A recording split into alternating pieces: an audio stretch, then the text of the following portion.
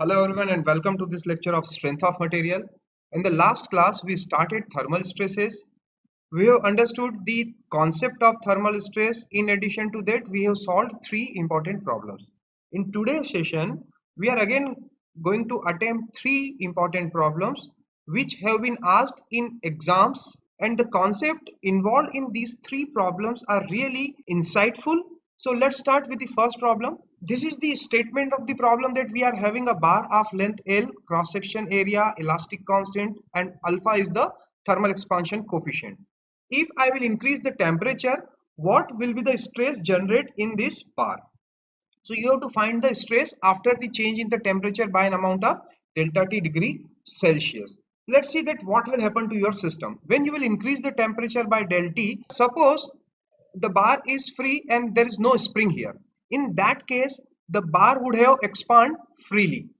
And this expansion can be written by this formula that del L will be what? L alpha delta T. However, there is a spring, and because of the spring, some resistance will offer on the bar, and that will be the force applied by the spring. And that force can be written as the deflection in the spring multiplied by the stiffness of the spring. So actually what will happen? When the bar will try to expand in this direction, the spring will apply this opposite force, and finally there will be an equilibrium position achieved in that some expansion will be there in the bar, at the same time some compression will be there in the spring. So earlier the spring was attached at this point, so this much is the compression in the spring, and let's define by X, and this much is the compression in the bar because of the spring force, and this is the actually compression which is responsible for the stress generated in the bar. So if I will write the strain in the bar, the strain will be change in length, this much length, and this is what? The del L minus X. So I can write that this will be del L minus X divided by the L, and del L is what? Del L is L alpha delta T minus X by L is your actual strain in the bar. So what would be the stress? Stress will be your elastic constant multiplied by the strain value, and ultimately you will get the formula that E L alpha delta T minus X divided by L is your final stress value. But what is the X value? We know that this X can be written as total expansion, that is L alpha delta T minus this compression, and this compression is happening because of the force applied by the spring. So I can write that this change will be what? PSL divided by A and E. This is because of the normal force and change in length of the bar, and this is because of the thermal expansion. So ultimately I can also replace this PS by writing K into X. When I will put this P here, my formula will finally become X is equal to L alpha delta T minus KXL by AE, and when I will rearrange the term, final formula for the X will be L alpha delta T divided by 1 plus KL by AE. So I will request you to remember this formula because this formula directly applicable in this problem, so you will save some time in exam. Once you will find the X value, then the X will give you the force, that is Kx, and the force will give you the stress, that will be P by A. So first you have to find the X value. Once you will get the X, you can calculate the force in the spring as well as the stress. If the work done by the bar on the spring is asked, means you have to find the total strain energy stored in the spring. So your work done will be what? Your work done will be half Kx square. So here also you will get the X first, and then you will be able to find the work done by the bar on the spring. Let's see the next problem. This is your second problem where we are having two bars, both of made of different material, different cross section as well as different length. There is a gap between the two bars, and bars are connected side by side. If I will increase the temperature by an amount of 40 degrees Celsius, what will happen to your system? So your first job is to check that whether some stress will really generate or not. Means what? If I will calculate the change in length in the first bar, that will be L1 alpha 1 delta T. Similarly, I will get the temperature change in length in the second bar, so it will be L2 alpha 2 delta T. And if I will check that the gap is greater than these two lengths, del L1 plus del L2. In this case, actually there will not be any stress because both the bars will not come in contact. There will not be any reaction action between the two bars, so stress will be zero and there will be only strain in both the bars. In the second case, if delta is less than the summation of these two change in length, then only there will be some stress. So first understand actually what is happening in your system. So suppose this is your first bar and this is your second bar. I am making these two bar separately. If the temperature will change, let the first bar have change in length up to this much value. So this is free expansion of this bar, and I can write that this will be what? L1 alpha 1 delta T. Similarly, if the second bar will have change in length up to this level. So this is again what? Free expansion. So L2 alpha 2 delta T. But actually what is happening? Because of the interaction between the two bars, the lower bar will apply a force to the upper bar in this direction. So actually lower bar is trying to compress the upper bar, and equal and opposite force will act on the lower bar. So both the bar is going to experience same compressive force, and because of this compression there will be some compression in both the bar. So finally when equilibrium stage will achieve, top bar will have some compression and it will reach to this level. Similarly the lower bar will have some compression and it will reach here, and ultimately the total change in length will going to fill the total gap.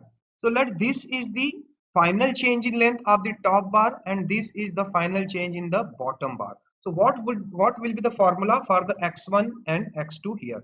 So I can write that my x1 will be what? That total free expansion minus this compression. So L1 alpha 1 delta T minus the load length of 1 divided by A1 E1. This is final change in length of the top bar. Similarly for the bottom bar, x2 will be what? L2 alpha 2 delta T minus some compression. So please remember here that both the bars are going to experience the compressive force. This is an important conclusion, that when the system will in this way and both the bar will try to push each other, both are going to experience the compressive forces, so the compressive stresses. And finally I can write that the actual gap is going to be filled by the two length x1 plus x2. It will give you the final formula, which will be what? You can write that L1 alpha 1 delta T minus P L1 by A1 E1 plus L2 alpha 2 delta T minus P2 L2 by A2.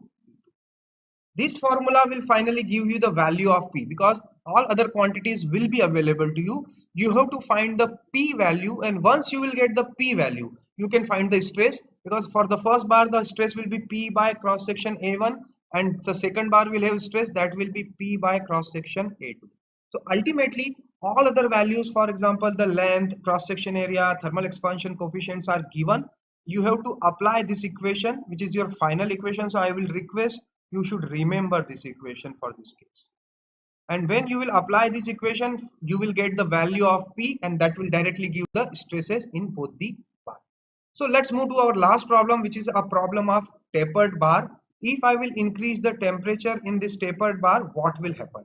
So one very important assumption here is that we are again assuming that there is a one dimensional expansion.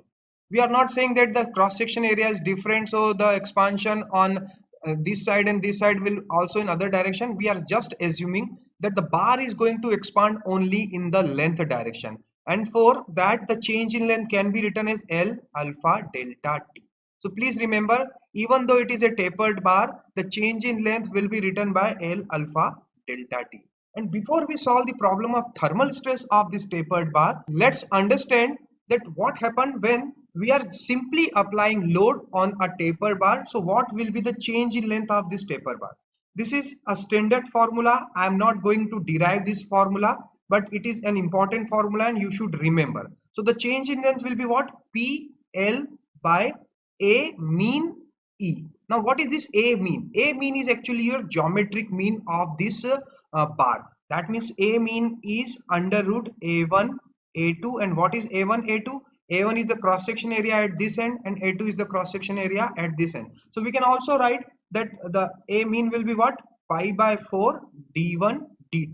So either we can say the geometric mean of diameter or geometric mean of your cross section area, and when you will put this cross section area here, you will get the change in length of the taper bar for your normal tensile or compressive loading. In addition to that, since the load is constant throughout the bar, the stress will not be constant. Stress at the minimum cross section area will be maximum, because we know stress is what? Load by area. As area is minimum here, your stress will be maximum. Similarly, stress will be minimum here. So what will happen when we are having the temperature change? The similar philosophy we are going to apply here. When I will write the formula for the strain, my strain will become del L by L, which is the alpha delta T. So what will be your stress? Your stress will be E into strain, or I can say that the E alpha delta T is my stress in the bar. And this is what? This is actually a mean stress. This is not the minimum or maximum stress. And when I want to find the maximum or minimum stress, what I need to do? First, I have to find the loading in the bar. So what would be my loading in the bar? Loading can be written by the sigma into cross section area, and here we are going to apply this mean cross section area. So my formula will become for loading A mean into sigma, or load. Finally I can write A mean E alpha delta T. So please remember this formula. This is the formula for the loading within the bar, and based on this we can calculate the maximum stress, which will be what? A mean E alpha delta T divided by the area. So this is the maximum stress position. So I can write it will be pi by 4 d1 square. When I will solve this, I will get that the E alpha delta T d2 by d1. Similarly, if I will write formula for the minimum stress, in case of minimum stress, it will become E alpha delta T d1 by d2. So in these two formula, the d1 by d2 or d2 by d1 is actually changing the stress value, as we know that this d2 by d1 is greater than 1. So your stress will be more than your average stress which you have calculated here. In this case, d1 by d2 is less than 1. So your stress will be minimum for the larger cross section. So here you will have the minimum stress, and here you will have the maximum stress. So this is all about the tapered bar. When you increase the temperature of this taper bar, there will be two important conclusions. One, what will be the loading? So you should remember this formula. Second, what is the formula for the minimum and maximum stress and their location? So with that, I am closing this session. We have solved three important problems, and I believe that if you will practice the problem we have covered in previous lecture and this lecture, you will develop some analogy that you can apply for different problems regarding the thermal stresses. So good day and thank you.